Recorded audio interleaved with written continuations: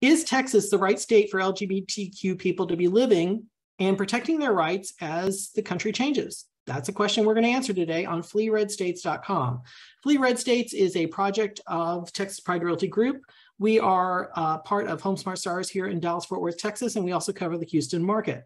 So I am going through the different states of the union and looking at, if federal protections go away, what states have set up for for the rights of LGBTQ people. So Texas is obviously I call it a red meat state. It's a very red state. We have, out of our 5 top situations here, we have a red governor, we have a Republican governor, Republican Senate, Republican House, Republican Attorney General, and a Republican Secretary of State. We are pretty much as red as you can get. Now, there's a lot of hope right now between, hoping for Beto O'Rourke to win in November. We're filming this in September of 2022. We will have to re-record this in November and see what happens here.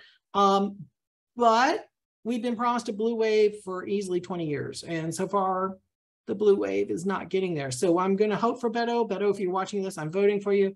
But I don't want to risk my family and my rights on the idea that Texas is going to protect us.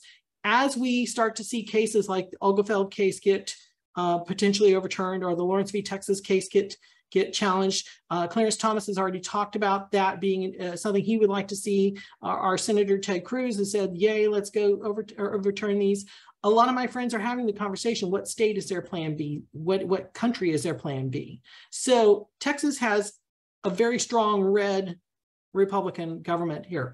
Let's see, right now we are at 29 million people in the state.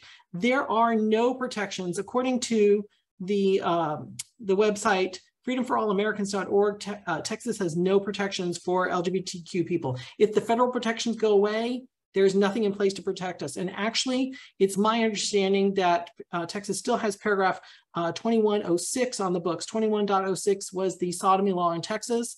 And even though it was overturned by the Supreme Court, the state legislature, to my knowledge, never took it away. So the question would be, if we lose the 14th Amendment protection that's provided to us in Lawrence v. Texas, does that law immediately go into effect? Are we immediately illegal people if we're residents of Texas? So that's something that a lot of my friends here are thinking about as they're making their Plan B decisions. So there's no protections for us in the state that we're aware of here. Right now, the average sales price of a house in Texas, according to the data I can come up with, is around $300,000. So it's a very affordable state. There is no income tax here in the state. So that's a good benefit for us. The average high temperature in the state during the summer is 81 degrees. I can tell you it gets a lot hotter. It gets a lot hotter recently.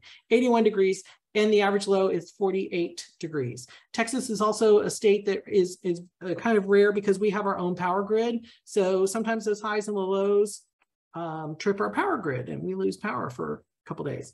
So the average temperature in Texas is 65 degrees throughout the year. Our average rainfall is 28 inches of rain. We're a little shy this year. Almost 29 inches of rain is our average. So we're not a super rainy state. We average about 1.5 inches of snow a winter. So we don't get a lot of heavy, which is why a lot of people live here, because they're tired of the snow back east or up north. However, civil rights are more important to me right now than cold weather. So think about that. By the way, we do not have a state income tax here. So that's another thing that draws people to our state. So anyway, I'm going to keep reviewing the other 50 states. So far, I've got 2 down and 48 to go. Hope to talk to you soon. Comment below if you think Texas is a great place to live for LGBTQ people.